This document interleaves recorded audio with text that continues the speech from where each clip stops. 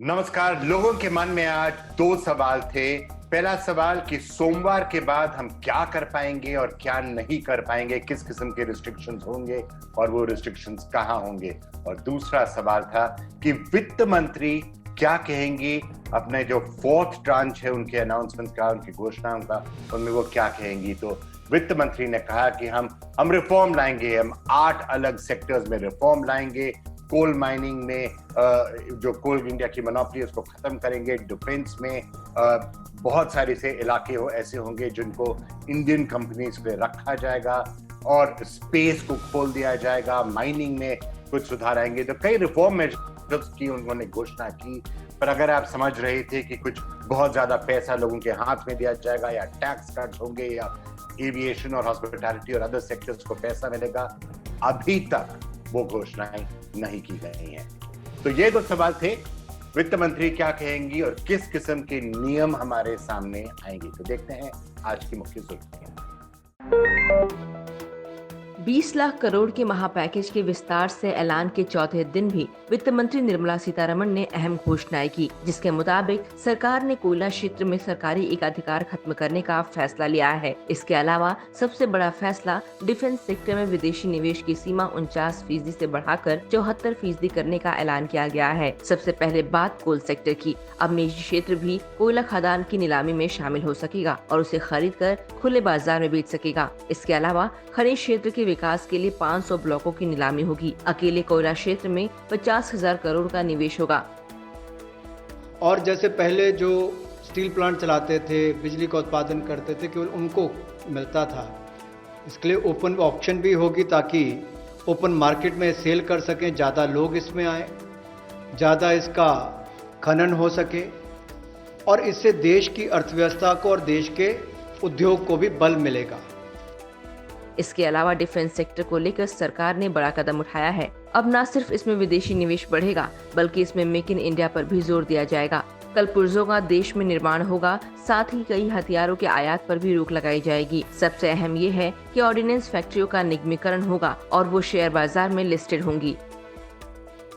जहां FDI limit है defence manufacturing के क्षेत्र में, वो स्वचालित प्रत्यक्ष विदेशी निवेश के लिए 49% से बढ़ाकर 74% कर दी जाएगी।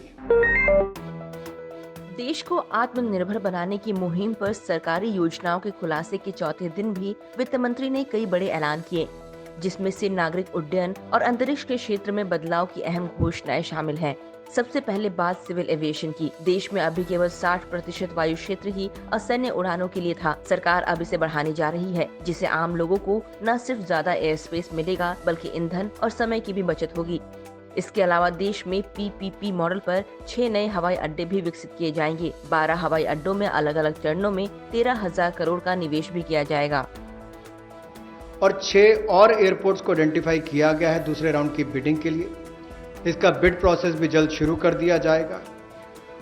अतिरिक्त निवेश जो हम इस प्राइवेट प्लेयर्स के माध्यम से देख रहे हैं निजी क्षेत्र में, ये 12 हवाई अड्डों में पहले और दूसरे चरण में लगभग 13,000 करोड़ रुपए का आएगा।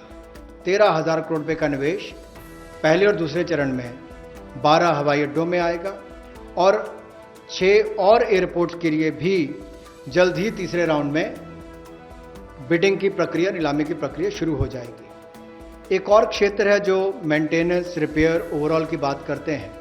अब उसके लिए भी टैक्स रेजिम में बदलाव किए गए। उसमें MRO का लिए इकोसिस्टम बनाया गया, जिसको रैशनलाइज किया गया है। वित्त मंत्री निर्मला सीतारमण ने अंतरिक्ष में निजी क्षेत्र की भागीदारी बढ़ाने का ऐलान किया है। ये देश को आत्मनिर्भर बनाने के अभियान का ही हिस्सा होगा, जिसके तहत अंतरिक्ष क्षेत्र में सैटेलाइट और लॉन्चिंग के लिए निजी कंपनियों को समान अवसर दिए जाएंगे। भारतीय एयर स्पेस सेवाओं में पाबंदियां कम होंगी। सबसे खास बात यह है कि निजी सेक्टर भी इसरो की सुविधाओं का उपयोग कर सकेगा। इसके अलावा आने वाले सालों में नए ग्रहों की खोज और स्पेस ट्रैवलिंग में भी निजी क्षेत्र के लिए दरवाजे खोले जाएंगे।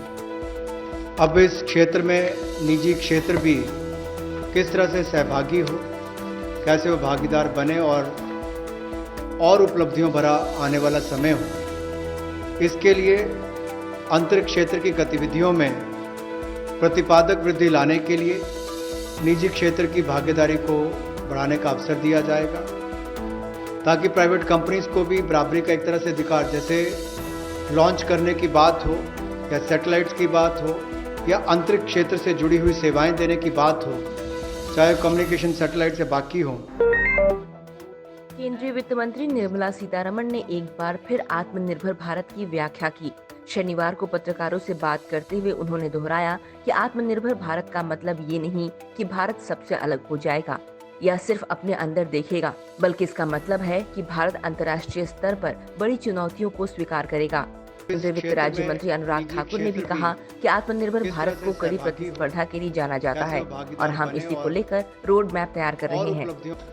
When we talk of self-reliant Bharat, when we talk of Atmanirbhar Bharat, we are not looking inwards.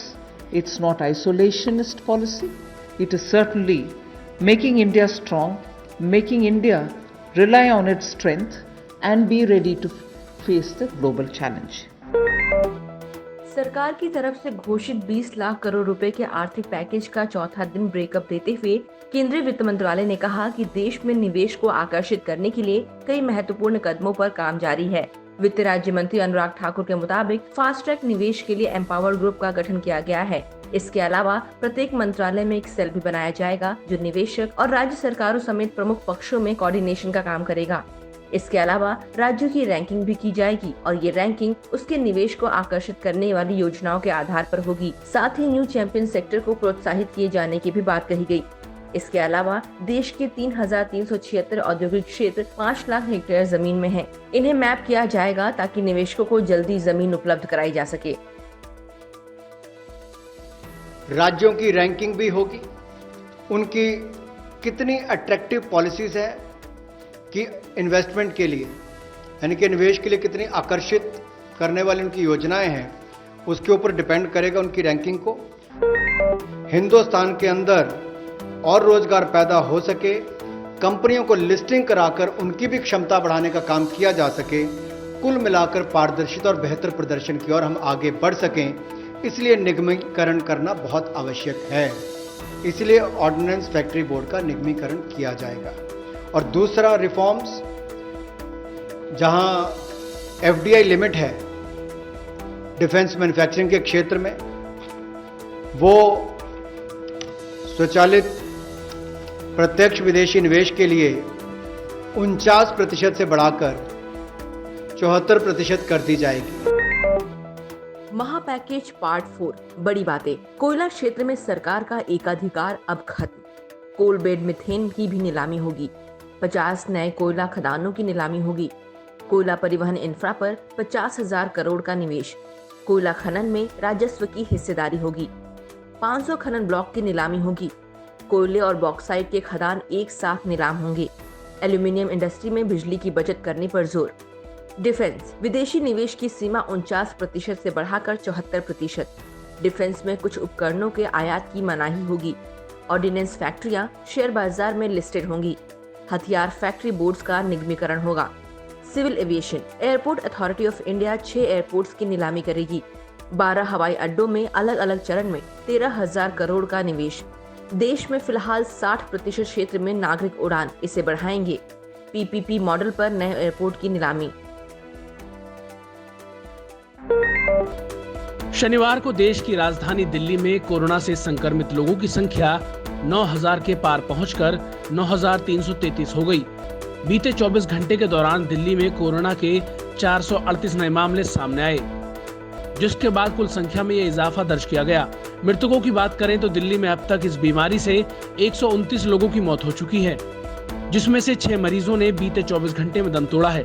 वहीं ठीक होने वाले मरीजों की संख्या भी बढ़ी है और दिल्ली में अब तक कुल 3,926 लोग कोरोना से ठीक हो चुके हैं।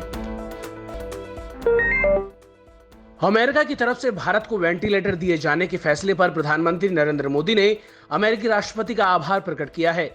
अपने एक ट्वीट में पीएम मोदी ने लिखा कि धन्यवाद राष्ट्रपति ट्रंप, ये महामारी सामूहिक रूप से हम सभी के द्वारा लड़ी जा रही है।